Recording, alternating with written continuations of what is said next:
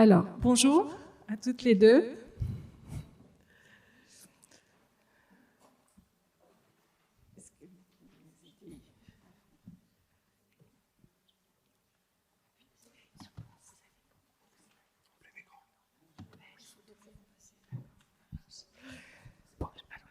Bonjour, alors je vous présente rapidement Aurélie Hérault. Vous êtes directrice de projet en charge de l'économie circulaire à la fabrique de Bordeaux Métropole, la FAB, qui est donc une société publique locale d'aménagement qui a été créée en 2012.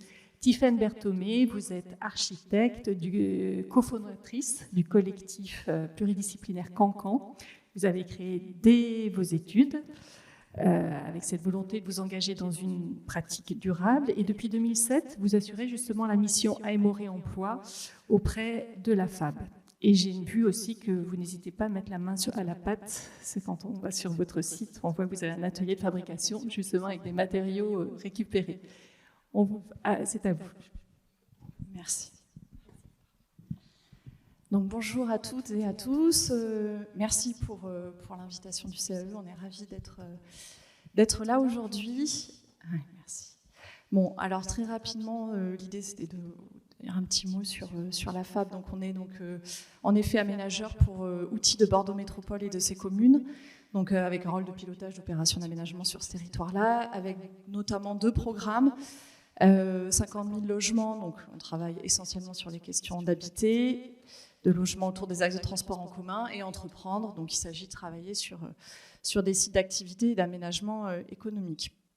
Donc cette petite illustration voilà, que certains connaissent, et donc sur l'épuisement des ressources et l'accumulation des déchets, c'était juste pour revenir à l'interrogation qu'on a eue en effet en 2017 au moment du lancement de l'étude. C'était on disposait d'un patrimoine bâti plutôt voué à la démolition dans l'ensemble, relativement important, et donc on s'est posé la question à ce moment-là de la question de l'appropriation de la matière, de sa valorisation, et voilà, d'éviter une production de déchets trop importante. Donc c'était cette question-là qui nous a amené donc à lancer la réflexion en 2017, donc avec Cancan, avec Tiffaine notamment. Voilà, donc là vous avez la genèse un peu des phases de la démarche qu'on a intitulée Refaire, donc encore un en effet. Donc la phase 1, donc c'est vraiment la phase d'étude. Donc il s'agissait de se poser la question du gisement. Donc c'est un audit des bâtiments à démolir. Ouais. Sur l'audit démolition.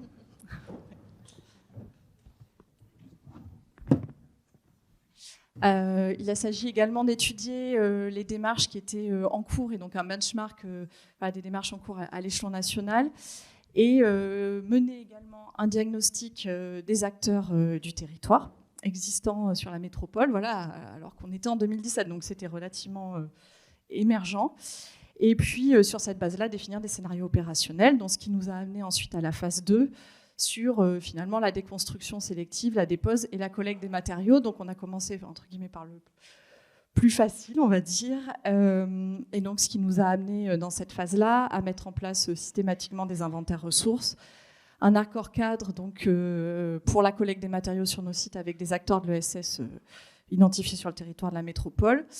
On s'est doté d'outils en effet pour organiser le suivi de la déconstruction, accompagner donc ces premiers projets de déconstruction, et évidemment la question du stockage se posait avec la recherche et la mise en place de stockage tampon. Et puis finalement on rentre ensuite dans la phase 3 de la généralisation, donc oui, en 2019-2020. Avec finalement l'idée de boucler la boucle, et on produit de l'offre, mais l'idée c'est aussi de créer de la demande. Donc en tant qu'aménageur, on est prescripteur. Donc l'idée c'était d'endosser pleinement ce rôle-là, et donc de devenir prescripteur sur le sujet en donc développant des projets récepteurs, on va bien sûr y revenir, et en créant aussi des outils pour aller au-delà de la simple injonction vis-à-vis des maîtres d'ouvrage qui interviennent donc sur nos opérations d'aménagement, et donc pour accompagner la mise en place d'une démarche circulaire, donc à l'échelle de nos opérations d'aménagement. on voit pas grand-chose, mais c'était juste faire un petit dézoom aussi sur cette histoire de métabolisme urbain, qu'est-ce que c'est, enfin, et ces 2 petites slides juste pour recontextualiser. Bon, désolé, on voit pas. Sur le PowerPoint, on voit normalement. Mais, en fait, c'est se rendre compte que parler de réemploi, c'est vraiment, c'est pas à l'échelle d'un bâtiment, c'est vraiment à l'échelle d'un territoire. En fait, on s'intègre dans toute une chaîne d'acteurs, de la déconstruction, de la conception, du reconditionnement et de la mise à disposition, avec aussi tout le côté logistique. On parle de bâtiments émetteurs qui vont donc être déconstruits et on parle de bâtiments récepteurs. Parfois, ce sont les mêmes, mais parfois pas. Entre, il y a ce temps de stockage. Et autour va graviter justement les acteurs qui vont se lancer sur les plateformes, les acteurs qui vont se lancer dans la conception agile, donc, dont Pierre en a parlé tout à l'heure. Et qu'on est aussi dans une époque où c'est encore artisanal, avec le réseau qui se fait souvent de manière orale et qui est en train de se structurer avec les plateformes, avec toutes les démarches qui vont être présentées aujourd'hui. C'était vraiment un petit retour en arrière pour replonger ensuite très spécifiquement sur la démarche de la FAB et de Refaire. Et donc, c'est se rendre compte aussi que sur la région bordelaise, là, ce qu'on constate, c'est qu'une synergie est en train de se créer. La FAB, en tant que pionnier local, entre guillemets, en 2017, c'était quand même assez rare qu'un acteur hors capitale européenne, un acteur public qui s'engageait officiellement sur le sujet, puis a été rejoint beaucoup plus récemment par d'autres acteurs qui sont donc le conseil départemental, par exemple, ou le GPV Rive Droite, donc le projet de ville Rive Droite, qui eux aussi commencent à se questionner sur l'économie circulaire dans le milieu du BTP. Et donc, on avait les pionniers en région parisienne, hein, donc Justine en a parlé juste avant. Et là, qu'est-ce qu'on constate aujourd'hui, finalement, c'est que c'est en train de se développer partout ailleurs à l'échelle nationale. 2 exemples qui sont ici. Il y en a d'autres, évidemment, mais la région rennaise qui, par exemple, a développé le sujet via des documents cadres de manière beaucoup plus récente, avec les plans climat et les chartes qu'ils vont mettre en œuvre, ou la région toulousaine qui a développé tout un tas d'outils et un process de manière très très rapide depuis 3 ans maintenant à peu près, grâce à des financements européens, et à rattraper entre guillemets tout ce qui a pu être collecté, les écueils et les points forts et les moyens de levier par la région bordelaise et la région parisienne par exemple. Donc voilà, c'était un tout petit retour en arrière pour généraliser. Bon, je suis vraiment navrée, je pense. Sur nos ordinateurs, ça ne rend pas comme ça, je ne sais pas pourquoi. Bon, après, c'est juste pour illustrer, mais pour revenir du coup sur le contexte de la phase 1, Refaire, on fait une étude territoriale. C'est aussi, c'est se rendre compte, connaître pour mieux reconnaître. Hein. Donc, quelles sont les démolitions qui vont avoir lieu dans les années à venir sur les territoires que la FAB gère. C'est se rendre compte le nombre de mètres carrés de démolition, le nombre de mètres carrés de construction, mais c'est aussi aller visiter ces fameux bâtiments qui ont vocation à être démolis ou déconstruits. Donc, on a pris un panel, on est allé visiter plus d'une vingtaine de bâtiments, de typologies différentes, dans des secteurs différents, dans des communes différentes. Et c'est monté en généralité pour se rendre compte que chaque typologie a des matériaux, chaque typologie de bâtiment a des matériaux spécifiques. Chaque commune est plutôt où on va trouver en présence des typologies plutôt spécifiques, plutôt commerciales, plutôt habitation, plutôt maisons individuelles, etc. C'est aussi se rendre compte que le patrimoine qu'on a entre les mains qui vont être démolis, les bâtiments qui vont être démolis et les matériaux qui sont dedans, ils ont une qualité qui peut varier. On est sur des choses plus ou moins qualitatives. Parfois, c'est des matériaux assez exceptionnels. Des belles charpentes en lamellé commelé, et parfois ce sont des matériaux beaucoup plus habituels, comme une prise étanche par exemple, ou un sanitaire céramique. Donc on a collecté des milliers de photos, d'informations pour monter en généralité et pouvoir orienter aussi la stratégie que la FAB pourrait mettre en place. Voilà, la montée en généralité, c'est vraiment à titre indicatif parce que chaque bâtiment est spécifique en réalité, mais c'est pour essayer aussi de se rendre compte de l'impact que ça peut avoir. On arrive sur le temps de la phase 2 et des collectes. Voilà, une fois on sait quels sont les matériaux en présence, quels sont les potentiels et quels sont les acteurs locaux aussi qui sont sur le territoire métropolitain. C'est se rendre compte qu'il y a des acteurs ESS qui ont été pionniers sur le sujet du réemploi de manière générale, dont 2 à Bordeaux qui étaient très orientés sur le bâtiment. Et la FAB a pris ce parti pris de vraiment dire, nous on s'appuie sur les pionniers et sur aussi l'ESS qui est partie intégrée, donc ESS, économie sociale et solidaire, qui est partie prenante de l'économie circulaire en quelque sorte. Donc s'appuyer sur des acteurs de cette échelle-là, donc petits acteurs, mais pour l'expérimentation c'était parfait. Donc sur différentes démolitions, voilà, on a suivi, ils sont intervenus en tant que récupérateurs, parfois en tant que déposeurs et en collaboration avec les démolisseurs. Donc avec plus de 9 expérimentations jusqu'en 2021, on a 52 tonnes de matériaux qui ont été vraiment réemployés. On est allé chercher vraiment qu'est-ce qui était concrètement réemployé. On ne parle pas de recyclage et on ne parle pas de choses qui sont restées dans les stocks. On avait fait à titre de comparaison, on regardait les recycleries spécialisées dans le bâtiment qui s'étaient créées en même temps. Et ce qu'on constatait, c'est que 52 tonnes, c'était à l'époque ce que Mineka, donc sur la région lyonnaise, en même temps sauvé eux aussi sur une année. Donc ça permettait d'avoir aussi des ordres de grandeur. Et finalement, et aussi, donc bon, peut-être vous ne voyez pas très bien, mais c'est aussi en fonction, évidemment, le poids structure la part des matériaux de structure va prendre une part énorme, puisqu'évidemment, ce sont les matériaux les plus lourds. Et donc là, c'est en masse qu'on regarde. Après, ça peut être intéressant de regarder avec d'autres critères. Qu'est-ce qu'on se rend compte à cette phase de collecte? C'est qu'on a des outils qui sont vraiment incontournables. C'est l'inventaire ressources qui permet de montrer les matériaux, le marché de récupérateurs ESS qui permettait de les faire intervenir. On commençait à pressentir la mise en place d'un lot dédié à la dépose des matériaux de réemploi dans la démolition. Et qu'il fallait absolument accompagner aussi les marchés de démolition. On accompagne les marchés pour la remise en œuvre, mais il ne faut pas oublier qu'il faut aussi accompagner la déconstruction.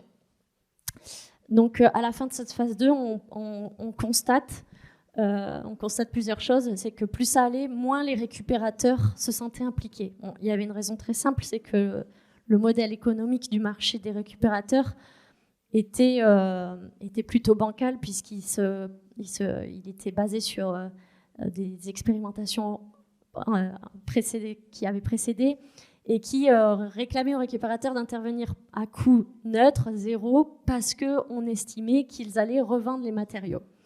Donc ça, on préjugeait aussi qu'ils avaient une capacité de prévente énorme et de pouvoir toucher un réseau plus large.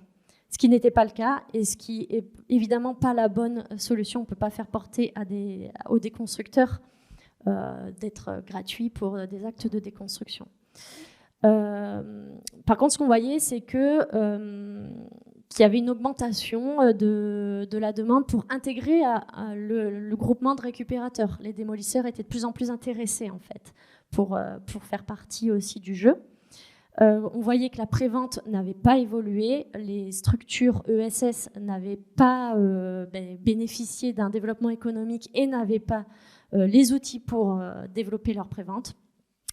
Et les projets récepteurs, quand on a fait la phase de constat, étaient encore trop jeunes puisque les premières préconisations qu'on avait faites sur les projets récepteurs n'avaient pas encore porté leurs fruits.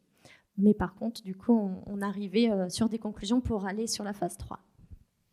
Oui, donc du coup, sur la phase 3, on a tiré un peu les enseignements de cette phase d'expérimentation. En décidant évidemment de continuer à généraliser et à appliquer de manière systématique la collecte de matériaux sur nos sites. Mais donc, quand la FAB est maître d'ouvrage et démolition via un lot dédié à la dépose et à la déconstruction sélective, en complément du lot démolition. Alors ça n'exclut pas le fait que le démolisseur puisse en être titulaire, mais pour autant, ces deux prestations séparées et bien identifiées, avec quand même tout de même une incitation à ce qu'on puisse avoir des acteurs de l'ESS, en tout cas avec des heures d'insertion très importantes, positionnés sur le sujet. Mais pour autant, c'est important que les démolisseurs de la métropole commencent à se positionner sur le sujet. Pour nous, c'est un signe très positif, parce que quand on attend une massification nécessairement, les acteurs de l'ESS ne pourront pas répondre seuls à la totalité des demandes des maîtres d'ouvrage. Et en tant qu'aménageur, on n'est pas toujours propriétaire du foncier, et donc maître d'ouvrage et démolition. Et donc l'idée aussi, donc on avait commencé à le faire dans le cadre de la collecte et du marché initial. On avait fait intervenir les récupérateurs sur des démolitions qui n'étaient pas les nôtres. Donc c'est bien de systématiser les inventaires ressources pour les bâtiments, sur un seuil vraiment inférieur à 1000 m², y compris pour les opérateurs immobiliers. Nous, on se l'impose, la question du seuil en mètres carrés, 1000 m², le DIAC PEMD, c'est un peu comme le disait Justine tout à l'heure, c'est pas vraiment un sujet. On a un bâtiment à démolir, on fait un inventaire ressources. Donc imposer la même chose aux opérateurs immobiliers, et également le fait qu'ils aient un lot, à partir du moment où il y a une manifestation d'intérêt pour certains matériaux jugés intéressants, via notre plateforme, imposer un lot des constructions minutieuses également, prescrire, un lot des constructions minutieuses, et ensuite, via l'AMO Réemploi, également assurer la traçabilité de cette démolition-là. Et donc ça va aussi avec le fait de faire évoluer... c'est lié aussi à la question de la plateforme numérique dont on va vous reparler, qui est un outil justement pour donner de la visibilité à tout ce gisement. Donc ça, c'était quand même une étape importante dans la démarche, c'est de rendre visible et public le gisement disponible sur nos sources à court, moyen terme, en essayant d'anticiper au maximum la réalisation des inventaires ressources. Aujourd'hui, on réfléchit à mettre en ligne d'autres gisements clés notes, puisqu'aujourd'hui, il n'y a pas d'outil territorial à l'échelle de la métropole, pour l'instant, en tout cas, du moins. Évidemment, on a continué à réfléchir à d'autres outils, comme le stockage tampon, la base du réemploi dont on va vous parler, qui est la création de la première plateforme de la métropole, et puis, évidemment, le développement des projets récepteurs. Donc, c'est juste pour imager les phases, justement, de déconstruction test, de se rendre compte que... justement, quand on dit que la structure en masse, ça représente beaucoup, quand on a une charpente lamellée-collée d'un grand hangar commercial, il faut pouvoir le stocker. Donc, en photo, le premier stockage tampon, c'était un ancien car wash et atelier de réparation de voitures. Il y avait de mémoire 300 m² au sol. Et c'était un espace clos, c'est tout. Et on l'a mis à disposition des récupérateurs, justement, pour qu'ils puissent avoir le temps de reconditionner les matériaux et les redispatcher à leur propre réseau. Voilà. Donc ça a permis, ce temps d'expérimentation aussi, une montée en compétence de ces acteurs qui avaient fortement l'envie d'être sur le sujet de la déconstruction minutieuse, mais qui n'avaient pas forcément les moyens d'accéder à des chantiers comme tels.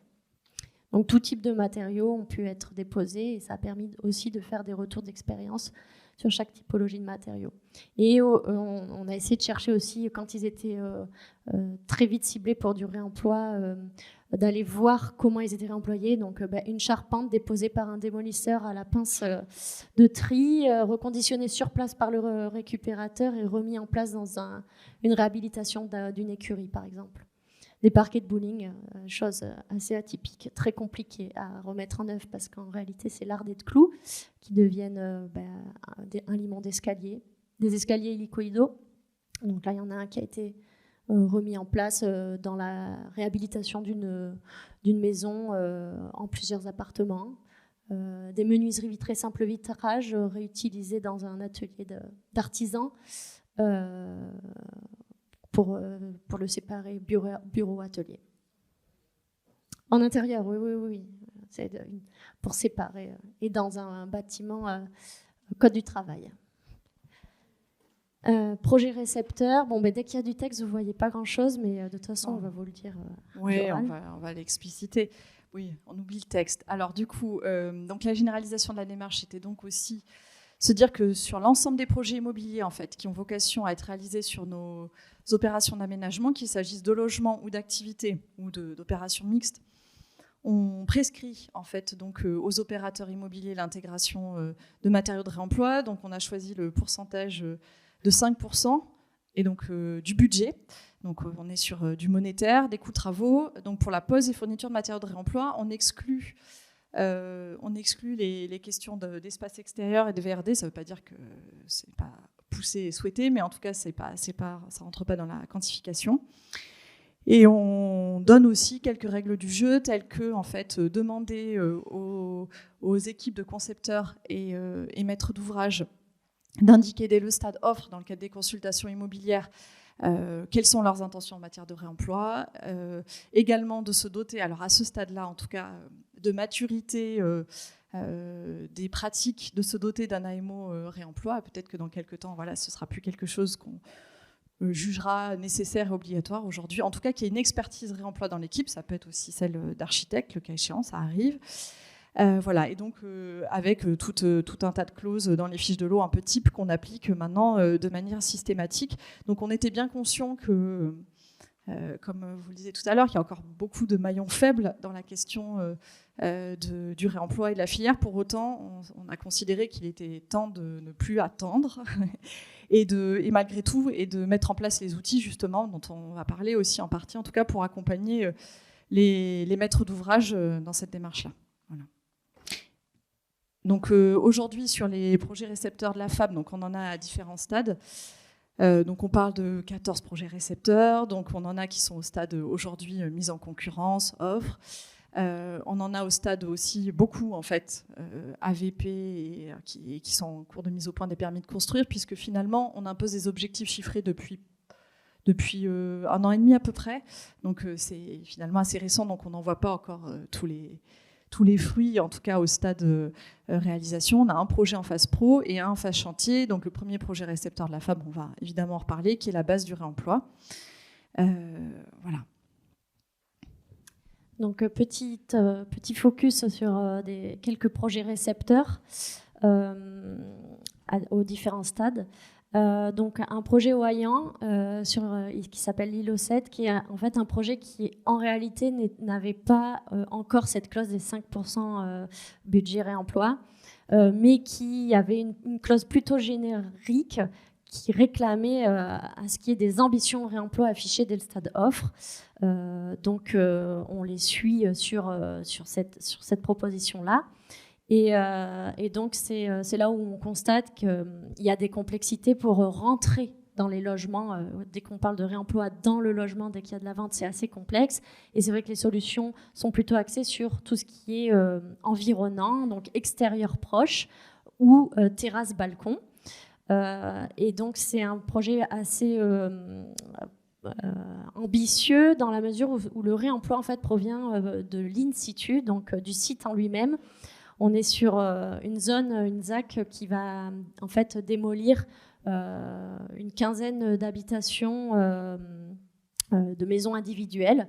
Donc les réponses étaient vraiment liées autour du réemploi des gisements qu'il y avait en quantité sur cette typologie de maison, c'est-à-dire les tuiles et tout ce qui est charpente bois.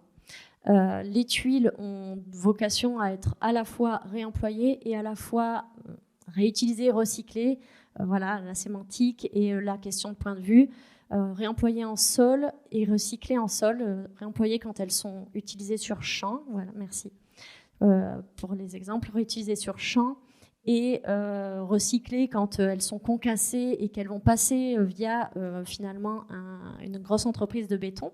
Donc c'est intéressant parce qu'en fait ça permet de faire travailler deux entreprises différentes, une entreprise plutôt de VRD qui va faire elle-même la mise en œuvre ou de grosses œuvres, et puis une entreprise locale une entreprise nationale mais qui a son antenne locale, qui va développer toute une filière de récupération de tuiles qu'elle ne faisait pas auparavant et qui va pouvoir développer des produits de béton avec de l'inclusion de tuiles dedans.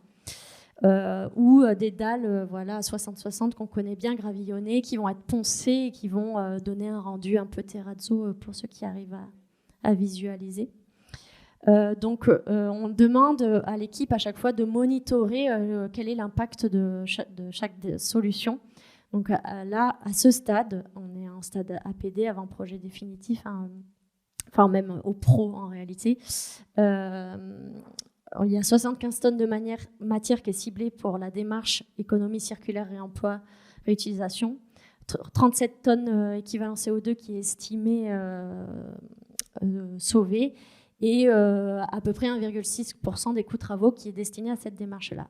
Donc l'équipe de projet, c'est la maîtrise d'ouvrage réalité Aquitanis, maître d'œuvre Sophie Délé et en expert emploi, c'est Ruse.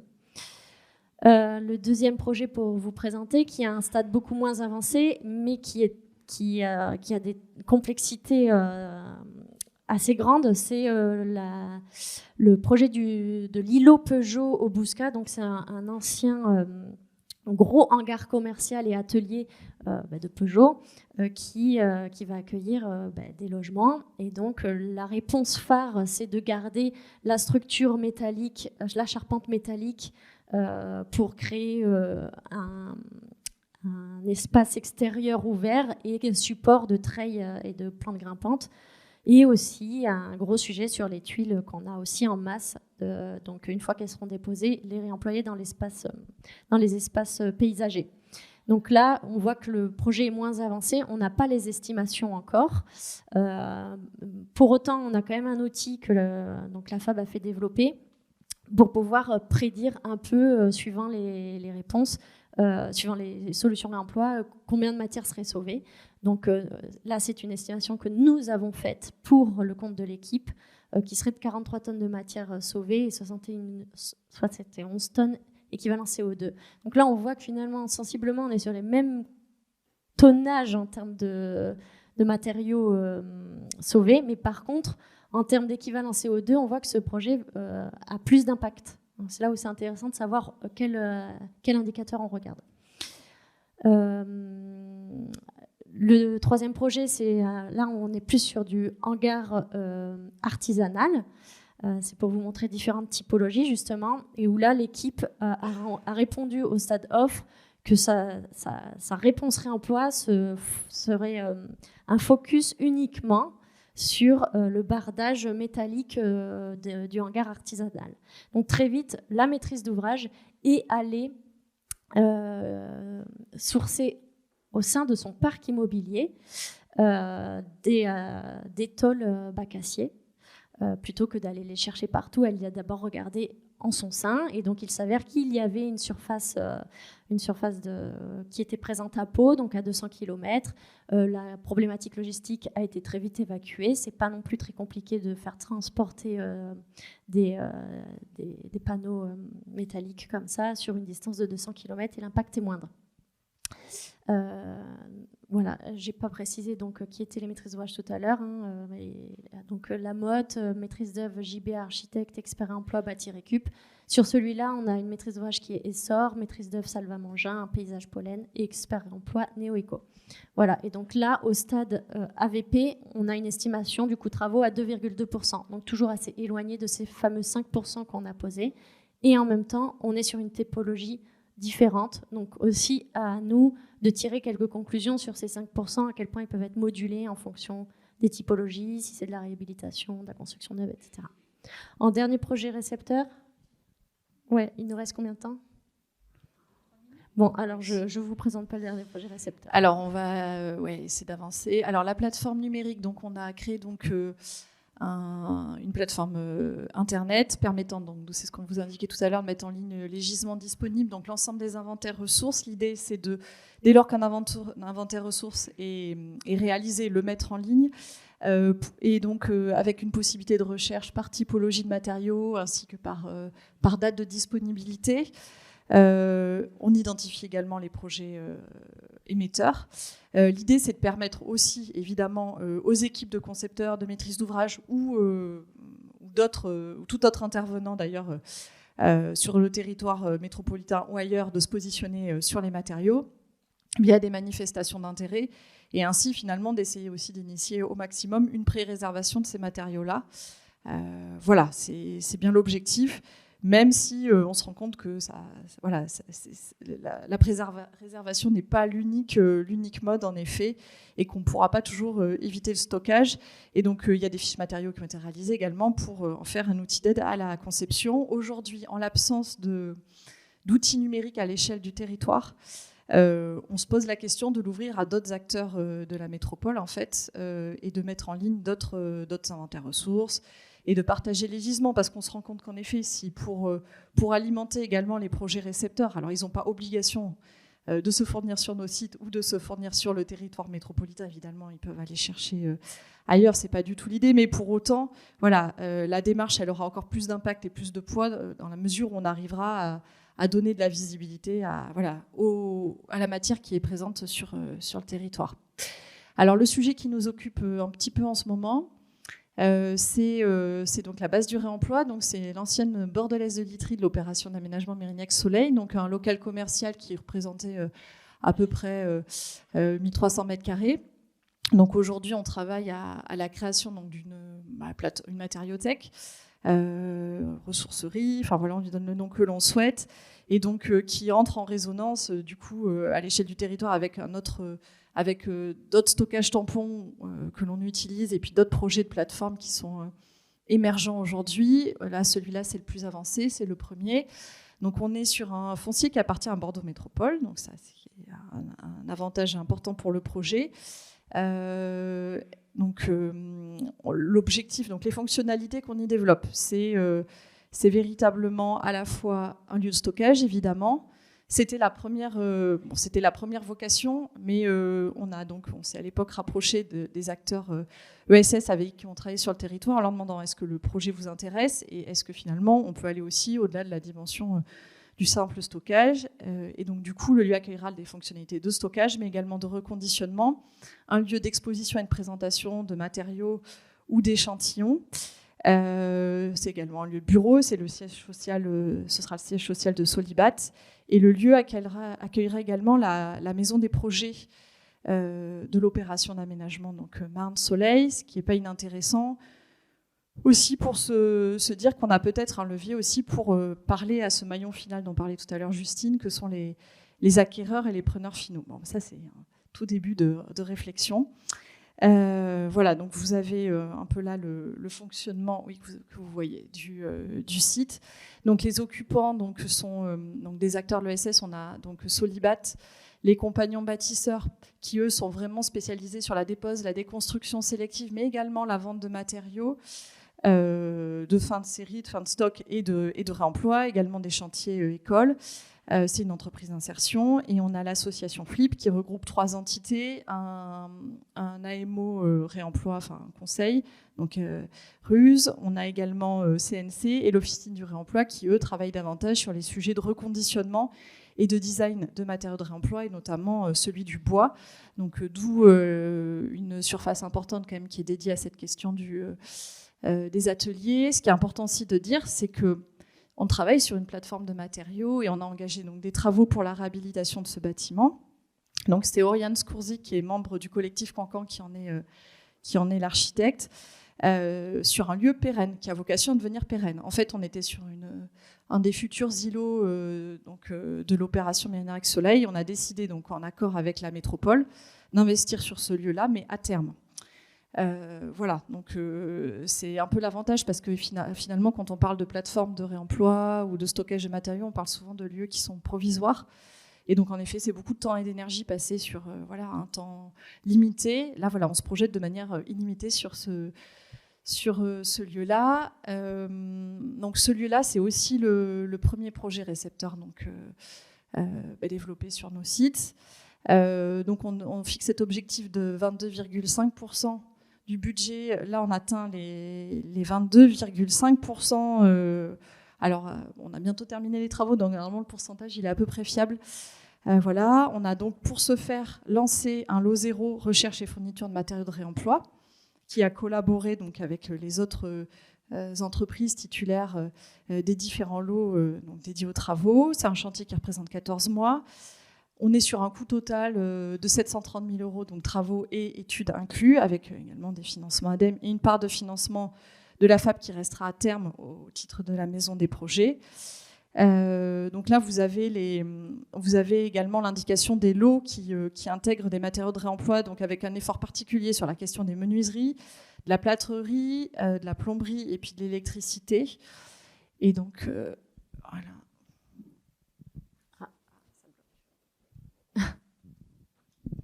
C'est étonnant. Elle n'existe pas. Ah non, oui, ça a bugué. Bon, de toute façon, c'est pour conclure, et c'est pas pour aller très... en gros, en fait, c'était juste pour présenter le fait que la FAB s'est dotée aussi d'un outil, parce que... Ah oui, il y avait quand même quelques photos qui sont intéressantes à voir.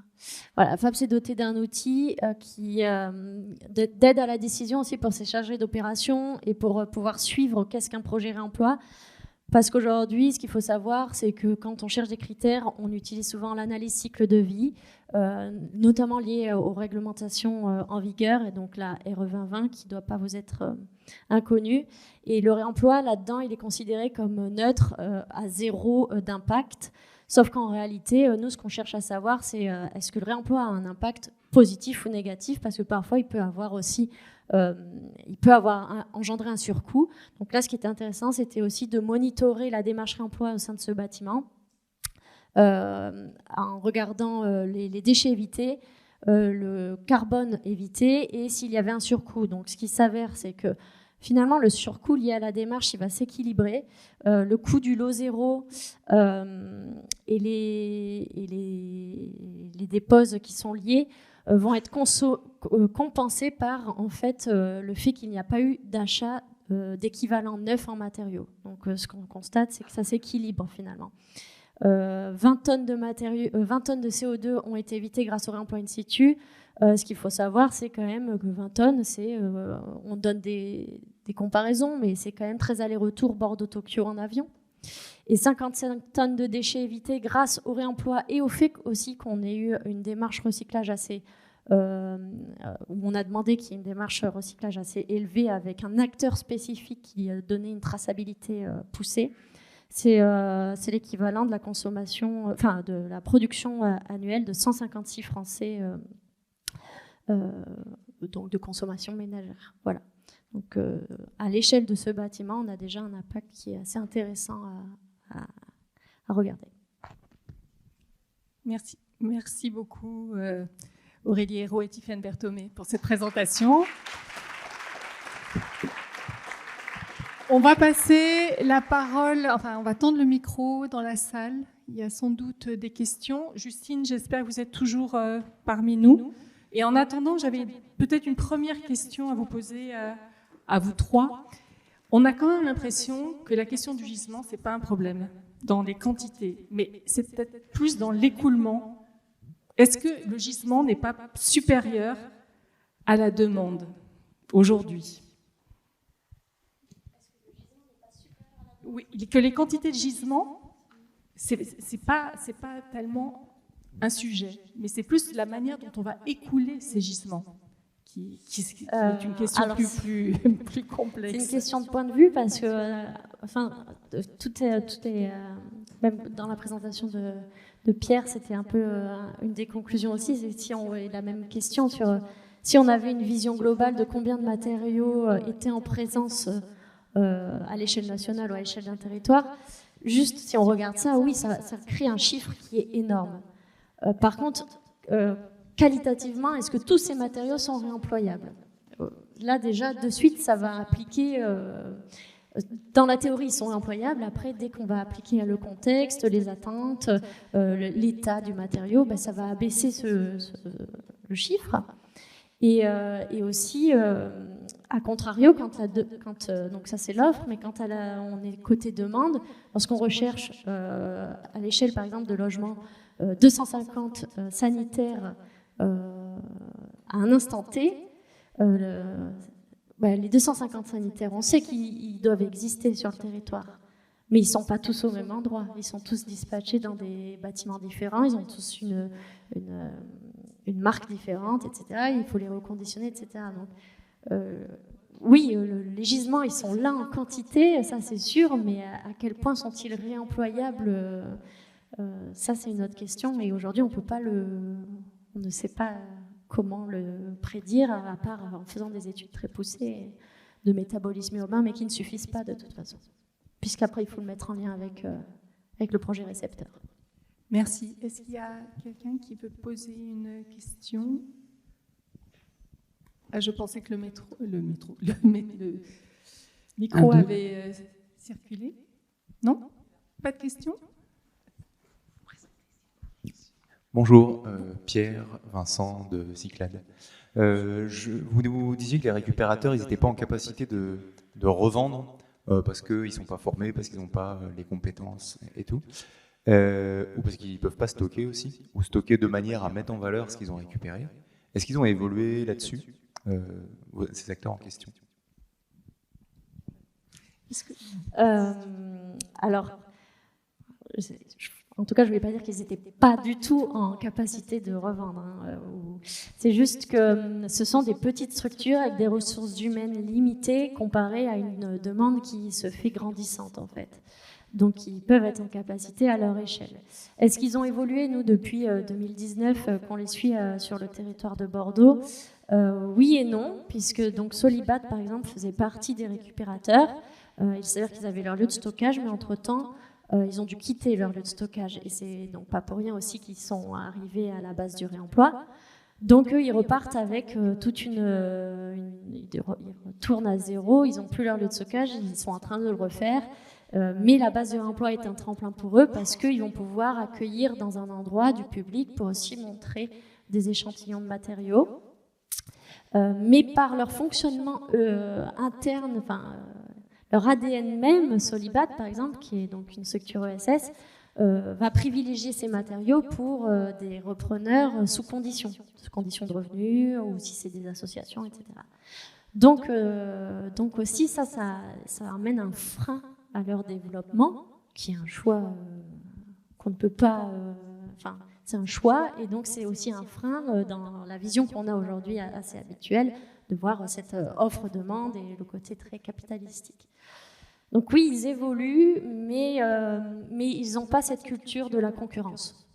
Donc, de fait, ils n'évoluent pas aussi vite que des entrepreneurs plus privés. Juste un tout petit compliment, peut-être, c'est quand ils sont finalement titulaires, par exemple, d'un lot des postes des constructions sélectives dans lequel ils ont aussi, la demande leur est faite, la commande leur est faite, non seulement de déposer, de déconstruire, mais également de trouver des repreneurs pour les matériaux déposés. Finalement, on les place, quand ils sont titulaires en tout cas de ce type de marché, qu'on les place dans la position de devoir rechercher activement finalement des preneurs, des acquéreurs, et là de sortir de leur champ d'activité initiale. Voilà. Donc finalement, c'est peut-être là que le point de départ aussi d'une évolution de leur pratique, sans doute.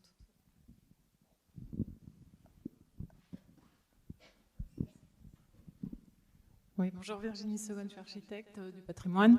Moi j'ai plutôt une question, je pense pour Justine, je ne sais pas si elle nous entend. C'était la proportion, là, les pourcentages qui sont demandés. On comprend bien comment ça se passe pour du bâtiment neuf, arrivé à 5% par exemple. Comment est pris en compte ce pourcentage dans de la réhabilitation, dans du bâtiment existant en fait? Je m'entends pas en fait, j'ai essayé de répondre tout à l'heure, mais je crois qu'on m'entend pas. Si, on vous entend. Ah pardon, d'accord, très bien. Juste du coup pour apporter un élément de réponse sur la question d'avant et après je réponds sur la réhab, mais nous on voit bien que les acteurs ils sont en train de se professionnaliser, que ce soit les acteurs de l'ESS qui, encore une fois, dès qu'ils ont des sites un peu plus pérennes, en gros s'installent, montent en compétences, mettent en place des tests d'autocontrôle, etc. C'est la demande en fait qui fait que ça bouge, c'est-à-dire que plus vous avez de maîtres d'ouvrage qui demandent des éléments de réemploi, et plus les acteurs se qualifient et montent en compétences. Donc c'est aussi bien les acteurs de l'ESF, les entreprises. Aujourd'hui, les entreprises de travaux, je vois de plus en plus d'entreprises, par exemple des électriciens qui font du relamping, qui ne savaient pas faire et qui apprennent en fait à passer du néon au LED, etc. Et aussi bien les fabricants et les fournisseurs qui, encore une fois, apprennent à récupérer de plus en plus leurs éléments pour les reconditionner. Donc juste nous, peut-être parce que c'est un peu plus ancien, mais on voit vraiment une montée en compétences globale des acteurs intermédiaires, quels qu'ils soient. Et juste sur la partie offre-demande, la première question, le nerf de la guerre, c'est la demande. C'est pas qu'il y a trop de matériaux d'offres, c'est qu'il n'y a pas encore assez de demande, en fait.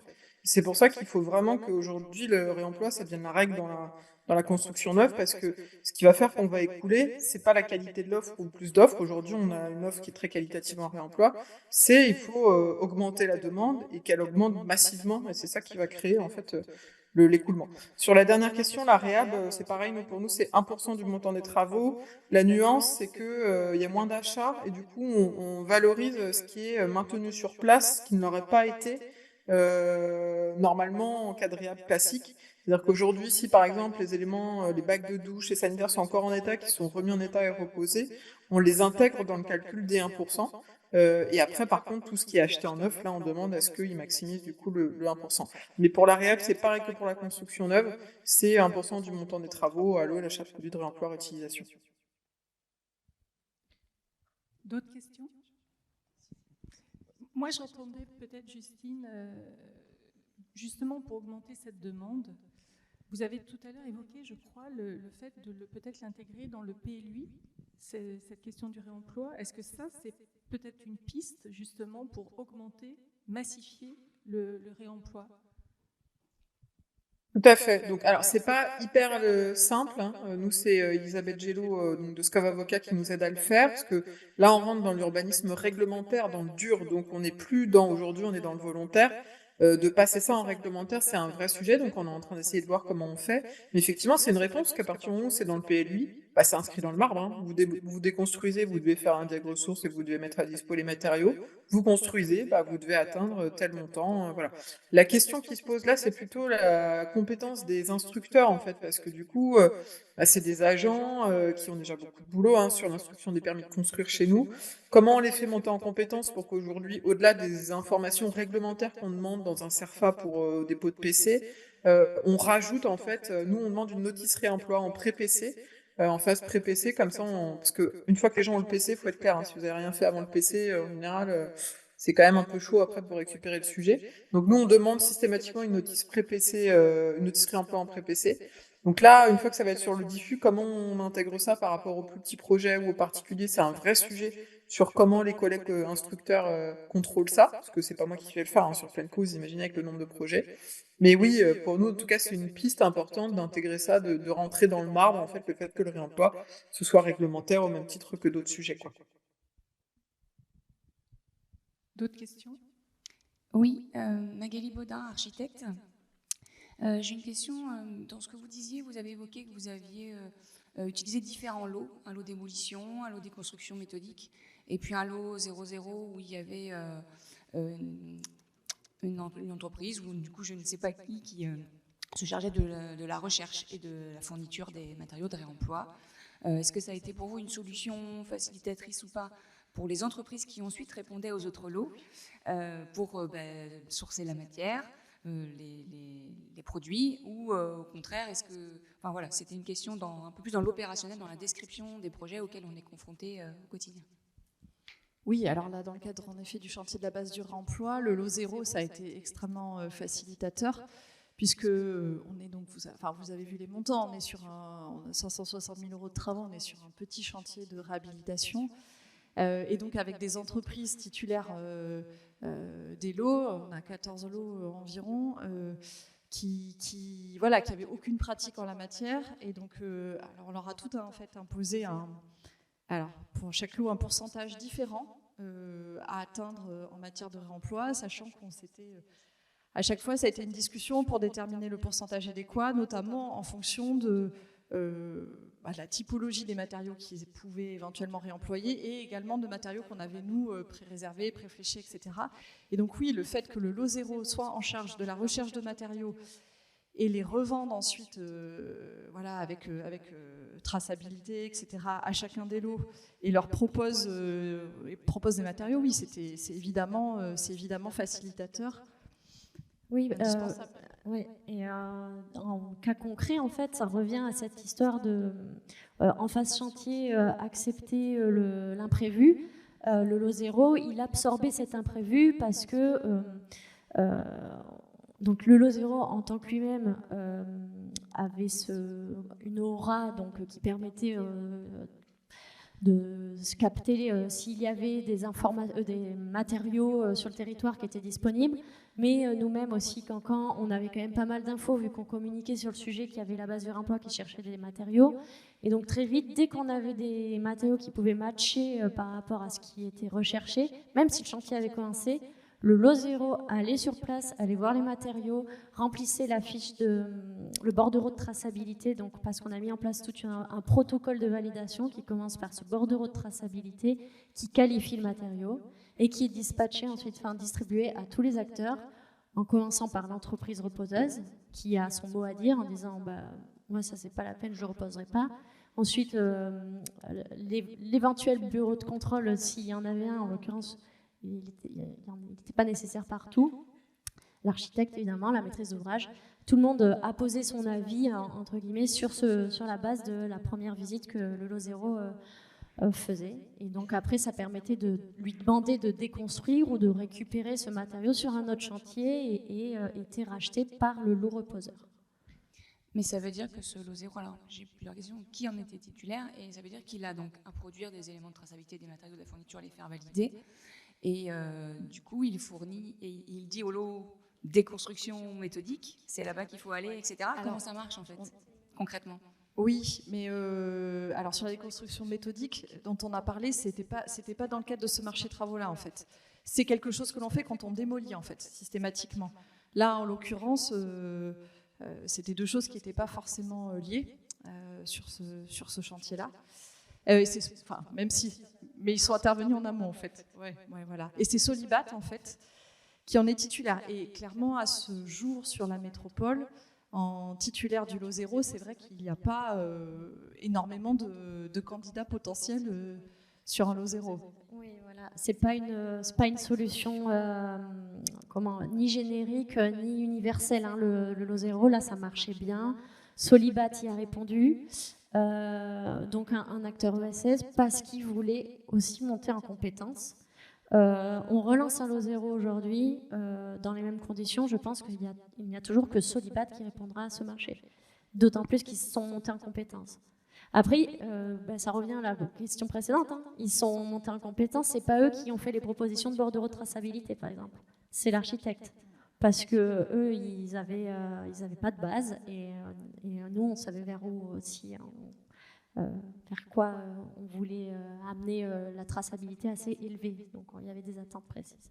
Et par contre, il reste actif jusqu'à la fin du marché. La preuve, c'est qu'on est encore toujours en train de rechercher. Alors, les travaux sont presque finis puisque la base du remploi, c'est vrai qu'on n'a pas dit, ouvre au mois de janvier 2024. Et pour les espaces extérieurs, alors c'est anecdotique pour de la clôture, etc. On est encore en recherche de matériaux de réemploi via le Lozero. Donc c'est un peu un process permanent. Mais c'est anecdotique sans lettre parce que c'est la recherche de clôture, c'est ce qui a le plus de poids carbone en termes de gains pour l'impact à l'échelle du projet. Donc c'est pour ça que la FAB en tant que maîtrise d'ouvrage a dit très bien, on va faire une livraison sur le bâtiment. Les clôtures, on va se laisser le temps de les trouver parce qu'on sait que ça a un impact et que, tant pis, dans un premier temps, on va faire avec les barrières ERAS du chantier. On aura l'occasion de reparler du Lozero cet après-midi avec Morgane Moinet du bureau d'études Remix. Pour plus de discussion, pour aller plus loin sur le sujet. Et j'insiste juste, c'est vraiment pas la solution universelle. Hein. C'est vraiment dans des cas très très spécifiques que ça marche. Oui, est-ce que il y a peut-être aussi la solution que chaque entreprise s'attache au lot dépose et pose avec toutes les étapes? Oui, ou avoir pré-ciblé des matériaux en amont au stade de la consultation, les proposer aux entreprises pour qu'elles donnent leur validation au moment de la consultation des entreprises, que ça devienne contractuel et qu'elles s'engagent à récupérer ces matériaux, soit parce qu'on leur met à disposition la maîtrise d'ouvrage à déjà acheter ces matériaux ou déjà alors là, c'est un sujet. C'est un sujet. Un autre sujet. Soit parce que l'entreprise est OK pour aller les récupérer là où ils ont été ciblés. Donc ça entraîne des dizaines de Lozero, entre guillemets, qui est la même entreprise, en fait. Je pense qu'on va peut-être s'en tenir là pour les questions. Il y a encore une dernière question. C'était savoir la table ronde. Est-ce qu'il y a des démarches en cours vers des labels ou pour inciter davantage peut-être par des déductions fiscales ou le réemploi dans les chantiers en fait? Déduction fiscale, alors il y a eu un appel lancé par la Frugalité Heureuse et Créative, je ne sais pas si vous connaissez, donc avec en tête de proue différents architectes, dont Madec, je ne les citerai pas tous parce que je ne les retiens pas tous, sur la TVA réduite à 5,5 pour les matériaux de réemploi, par exemple. Ensuite, il y a quand même une particularité dans la fiscalité quand on revend des matériaux de réemploi. Je ne rentrerai pas dans les détails parce que je n'ai pas envie de m'en mêler les pinceaux si quelqu'un a les infos. Mais Elisabeth Gello a fait justement de SCOV, qui accompagne Pleine Commune, a fait déjà des récapitulatifs sur ça, sur quand on est revendeur de matériaux de réemploi, quelle fiscalité on peut attribuer. Les labels, il y en a plusieurs et en fait, quasiment tous les labels traitent du sujet réemploi de manière directe ou indirecte en fait. Indirect parce que c'est induit par une économie carbone ou avoir affaire à des filières locales. Donc de fait, quand on a des matériaux de réemploi qu'on achète des acteurs locaux, ben, c'est une filière locale par exemple. Ou alors, il y a des labels qui vont demander concrètement un diagnostic ressources s'il y a une démolition, avoir affaire à un type de matériaux, 2 types de matériaux, 3 types de matériaux de réemploi, etc. Les labels, par exemple, à l'échelle de la région Nouvelle-Aquitaine, il va y avoir BDNA, Bâtiment durable Nouvelle-Aquitaine. Après, il y a des labels nationaux, il y a des labels qui sont proposés par... alors, il y a label et puis il y a... certificat, voilà.